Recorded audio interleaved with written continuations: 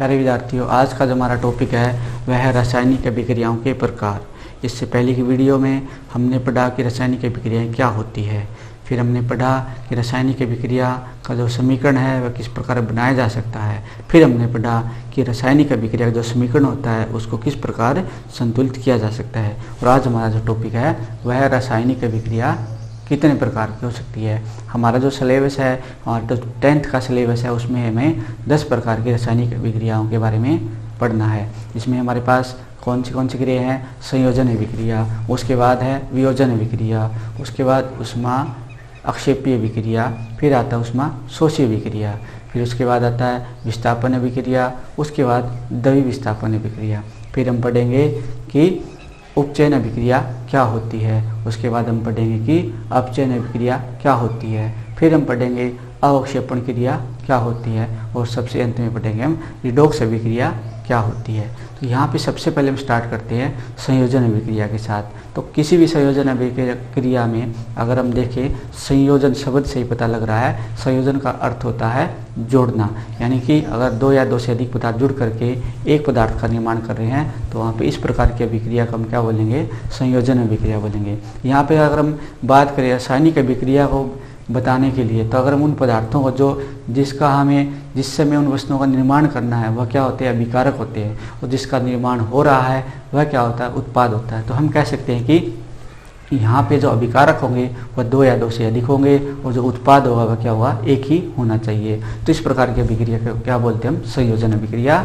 कि ऐसी अभिक्रिया जिसमें दो या दो से अधिक अभिकारक मिल करके एक नए उत्पाद का निर्माण करें उसको हम क्या बोलते हैं? संयोजन अभिक्रिया बोलते हैं। जैसे उदाहरण के लिए हमारे पास क्या है? मैग्नीशियम को अगर हम ऑक्सीजन की उपस्थिति में जलाते हैं तो हम क्या देखते हैं कि मैग्नीशियम ऑक्साइड का निर्माण हो रहा है। तो यहाँ पे हम क्या देखते हैं कि हमारे जो संयोजन अभिक्रिया है उसके केस में यहाँ पे जो अभिकारक कितने हैं? दो प्रकार के, एक मैग्नीशियम है, दूसरा हमारे पास अभिकारक कौन है? ऑक्सीजन है। लेकिन जहाँ पे उत्पाद की अगर हम बात करें, उत्पाद वह एक ही प्रकार का है, वह कौन है? Magnesium oxide. यहाँ पे जो उत्पाद हमारा क्या है? मैग्नीशियम ऑक्साइड है। तो इस प्रकार की जो अभिक्रिया है जहाँ पे अभिकारक क्या है? दो या दो से अधिक हो सकते हैं। यहाँ पे दो अभिकारक है लेकिन उत्पाद क्या होना चाहिए? एक ही होना चाहिए। तो इस प्रकार की अभिक्रिया को हम संयोजन अभिक्रिया बोलते हैं। जैसे इस केस में देखिए, यहाँ पे हमारे पास क्या है? कैल्शियम ऑक्साइड है और उसके साथ अभिक्रिया कौन कर रहा है? जल उसके साथ अभिक्रिया कर रहा है। तब ये दोनों अभिकारक मिल करके उत्पाद का निर्माण करते हैं। वह उत्पाद क्या? एक ही है। तो इस प्रकार की अभिक्रिया क्या बोलते हैं हम? संयोजन अभिक्रिया बोलते हैं। यहाँ पे दोनों जो उदाहरण हमने लिए हैं दोनों पर एक क्वेश्चन पूछा जाता है, दोनों पर क्वेश्चन पूछे जाते हैं कि मैग्नीशियम ऑक्साइड, इस अभिक्रिया पर भी एक क्वेश्चन पूछा जाता है कई बार एग्जाम में, और इस अभिक्रिया पर भी एग्जाम में कई बार क्वेश्चन पूछा जाता है। तो सबसे पहले हम बात करें मैग्नीशियम की। तो जो मैग्नीशियम, इसमें क्वेश्चन आता है कि जब हम मैग्नीशियम को जलाते हैं तो उसका जो एक रिबन होता है बेटा, जो उसमें हम लेबोरेटरी के अंदर जो आता है हमारे पास मैग्नीशियम, वो एक रिबन के रूप में आता है। तो जब उस मैग्नीशियम के रिबन को हम जलाने की कोशिश करते हैं तो वह जलता नहीं है। यानी उसको पहले हम रेगमार से उसको रगड़ना पड़ता है। तो वो हमारा क्वेश्चन यहाँ पे आता है कि मैग्नीशियम को जलाने से पहले रेगमार से क्यों रगड़ा जाता है? यानी उस पर रेगमार क्यों रगड़ा जाता है? तो क्या होता है कि मैग्नीशियम एक अभिक्रियाशील धातु है और वह अगर हवा में भी रखी हुई है तो वह भी ऑक्सीजन के साथ क्रिया कर जाती है। तो उसके ऊपर एक ऑक्साइड की, मैग्नीशियम ऑक्साइड की एक परत बन जाती है जो कि उसके जलने का विरोध करती है। तो उसकी वजह से हमें क्या करना पड़ता है कि उस ऑक्साइड की परत को एक बार हटाना पड़ता है। तो इसलिए हम क्या करते हैं कि उस ऑक्साइड की परत को हटाने के लिए रेगमार रगड़ते हैं उसके ऊपर, ताकि ऑक्साइड की जो परत है वह हट जाए और उस मैग्नीशियम रिबन को जलाना क्या हो जाए? आसान। तो यहाँ पे हमारे पास जो क्वेश्चन आता है कि मैग्नीशियम रिबन को जलाने से पहले रेगमार से क्यों रगड़ा जाता है? क्योंकि मैग्नीशियम के ऊपर एक ऑक्साइड की परत जमी होती है, वह ऑक्साइड की परत उसके जलने में विरोध उत्पन्न करती है, इसलिए उस परत को हटाने के लिए उसको रेगमार से रगड़ा जाता है। फिर हमारे पास जो क्वेश्चन आता है नेक्स्ट की, हमारे पास यहाँ पे कैल्शियम ऑक्साइड जो है इसका जो कॉमन नेम होता है वह होता है चूना, जो हम घर में लेके आते हैं, या इसको बोलते हैं बिना भुजा चूना, बिना भुजा चूना। और यहाँ पे जब जल के साथ क्रिया करता है इसको हम बोलते हैं भुजा हुआ चूना। और यहाँ पे इसका दूसरा नाम हम कह सकते हैं कि ये चूने का पानी भी है। तो जब हम हमारे घरों में चूने की पुताई करते हैं तो हम क्या करते हैं कि इस कैल्शियम हाइड्रोक्साइड का जो सॉल्यूशन तैयार होता है हमारे पास, उसकी पुताई हम दीवारों पे करते हैं। तो उसमें हमारे पास क्वेश्चन ये आता है कि उसके 2-3 दिन के बाद में चमक क्यों आती है। मतलब कि जब हम चूने के पानी की पुताई करते हैं तो दीवारों पर 2-3 दिन के बाद में चमक क्यों आ जाती है।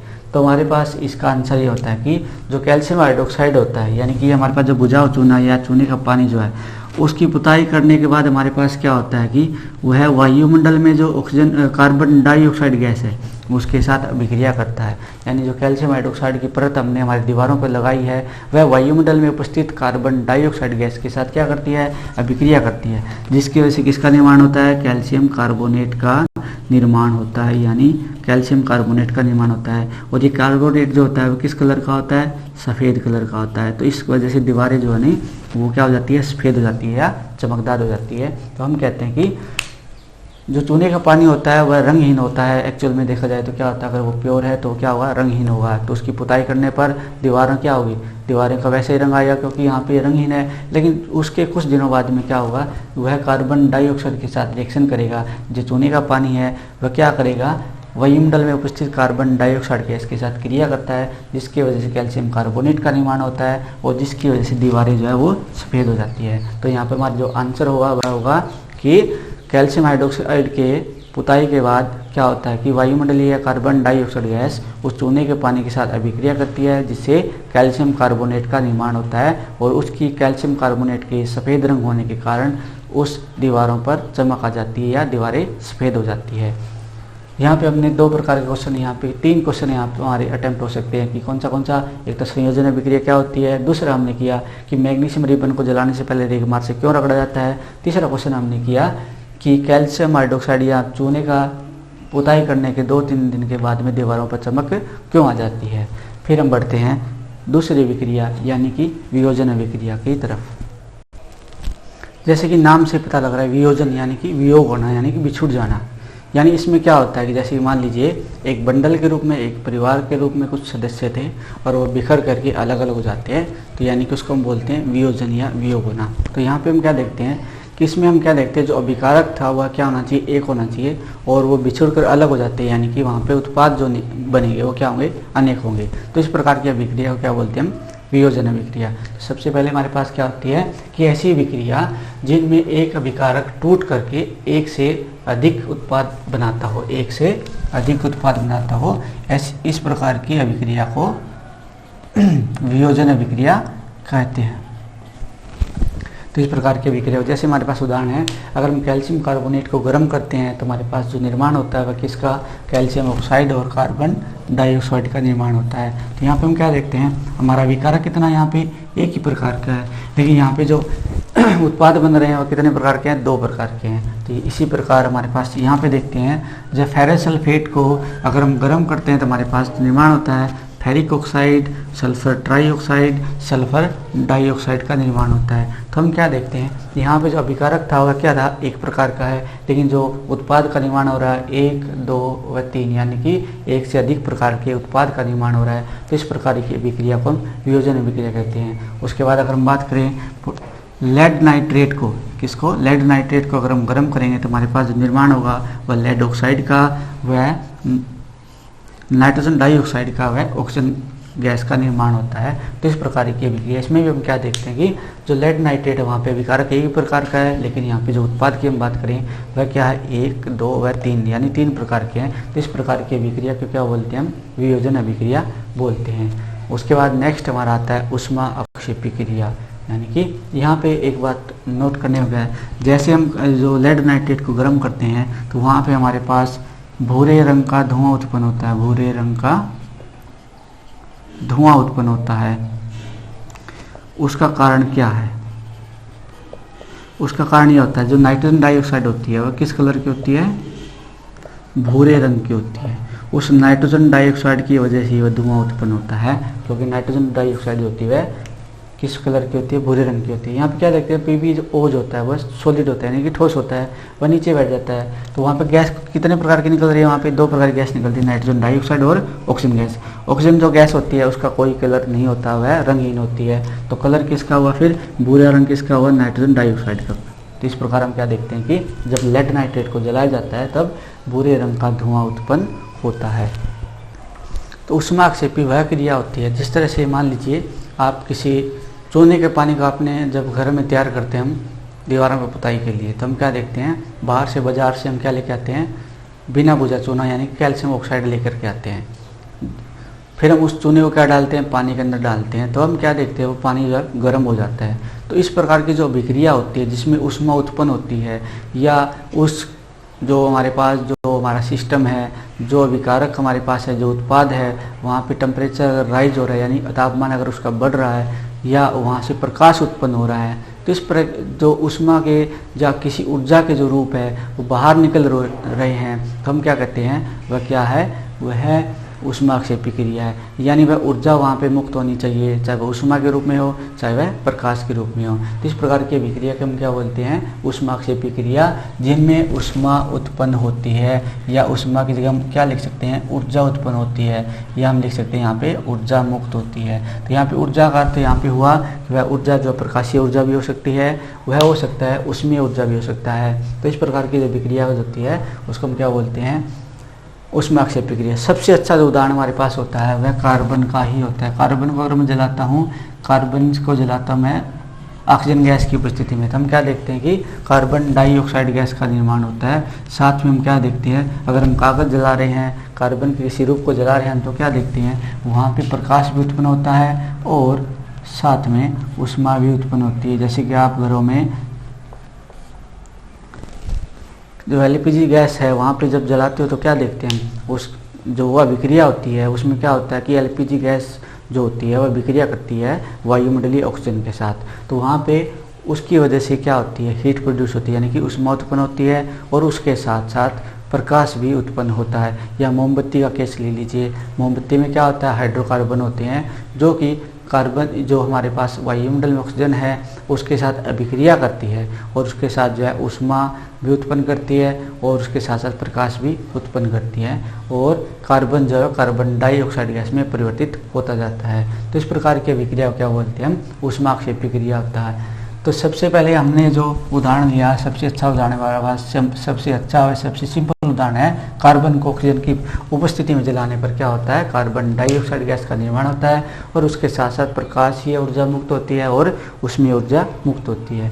यहाँ फिर हमारे पास अगला उदाहरण जो है चूने का पानी है, जो कि हमें घरों में भी देख सकते हैं कि चूने का जो पानी होता है उसको तैयार करने के लिए तो हम क्या देखते हैं कि उसमें जब जल मिलाते हैं तो वह जो पानी होता है वो गर्म हो जाता है। इस प्रकार हम देखते हैं कि उस अभिक्रिया के अंदर भी क्या होता है, ऊष्मा उत्पन्न होती है। फिर सबसे और उसके बाद जो हमारा उदाहरण आता है वह ग्लूकोज का है, जो कि हमारे शरीर में ही होता है।